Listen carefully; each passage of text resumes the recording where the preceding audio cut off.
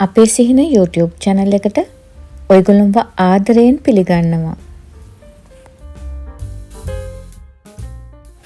අද අපි ලීක්ස් වලට අල එකතු කරලා තෙම්පරාදුවක් හදමු. මේක හරිම සරල කෑමක්. ඉක්මනට හදාගන්නත් පුළුවන්. ඒ වගේම හරිම රසවත්. එහෙනම් අපි බලමු මේ ලීක්ස් එක්ක අල තෙම්පරාදු කරලා හදන්න අපිට මොනවද අවශ්‍ය කියලා. මුලින්ම අල ගෙඩි දෙකක් හොඳට හොදලා සුද්ධ කරලා අරගන්න. දැන් මේ විදියට කපා ගන්න.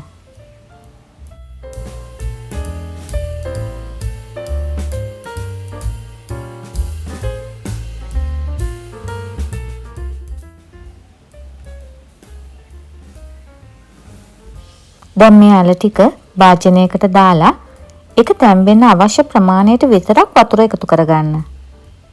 වතුර වැඩි කරගන්න එපා. දැන් අල ටික තැම්බෙන්න ලිපේ තියලා භාජනයේ පියනකින් වහගන්න. විනාඩි 8කට විතර පස්සේ අල වලට අවශ්‍ය ප්‍රමාණයට ලුණු එකතු කරගන්න. අල ටිකක් තැම්බුණාට පස්සේ තමයි මම ලුණු එකතු කරගන්නේ. මුලින්ම ලුණු එකතු කරගත්තොත් තැම්බෙන්න වෙලාව යනවා. ලුණු එකතු කරලා විනාඩි 2කින් විතර පස්සේ මේ බලන්න වතුර ටික හිඳිලා අල ටික තැම්බිලා තියෙන්නේ. අපිට මේ අල ටික තඹ ගන්න ගියේ හරියටම විනාඩි 10යි. මම මේ අල ටික වතුරෙන් තඹලා අරගත්තට ඔයගොල්ලන්ට ඕනේ නම් වතුරෙන් තඹන්නේ නැතුව තෙල් ටිකක් දාලා ඒකට අල ටික එකතු කරගෙන අල ටික තෙලෙන්ම තඹ ගන්නත් පුළුවන්. ඒ තෙල් පාවිච්චිය ශරීරයට අහිතකර නිසා මම අල ටික වතුරෙන් තඹ ගන්නවා. දැන් අල ටික භාජනයේ වටේට දාලා මැදට තෙල් මේස හැඳි එකහමාරක් දෙකක් විතර එකතු කරගන්න. අල ටික කලවම් කරගන්න. ලීක්ස් ටික මේ වගේ පොඩියට කපාගෙන ඒක අල ටිකට එකතු කරගන්න.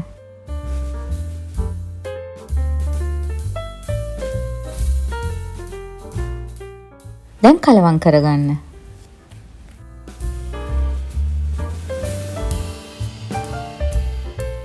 දැන් කරපිංච කොළ ටිකක් හීනියට දික් අතට කපාගත්තු අවමිරිස් කරල් දෙකක් මම ඉදුණු මිරිස් කරලකුත් එකතු කරගත්තා.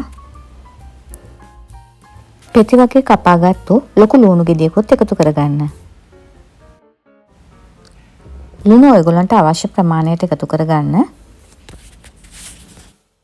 දැන් ඔක්කොම ටික හොඳට කලවම් කරලා තෙම්පරාදු කරගන්න. දැන් ගම්බිරිස් කුඩු ටිකක් එකතු කරගන්න. ගම්බිරිස් කුඩු ටිකක් වැඩිපුර එකතු කරගත්තට කමක් නැහැ. ගම්බිරිස් කුඩු ටික එවෙලෙම කුඩු කරලා දානවා නම් තවත් හොඳයි. දැන් කහ කුඩු තේ හැඳි කාලෙකුත් එකතු කරගන්න.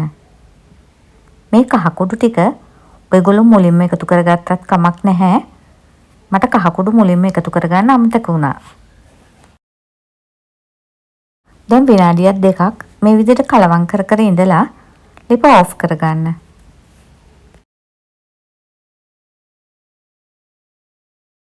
ලීක්ස් මේ විදිහට අලත් එකතු කරලා තෙම්පරාදු කරාම හරිම රසයි. ඔයගොල්ලෝ මේ වීඩියෝ එකට කැමති නම් මේ වීඩියෝ එකට ලයික් එකක් දාලා යාළුවන්ටත් බලන්න ෂෙයා කරන්න.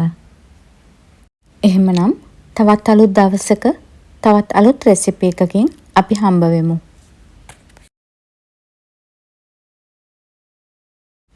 මේ වීඩියෝ එක බලපු ඔයගොල්ලෝ හැමෝටම ගොඩාක් ස්තුතියි.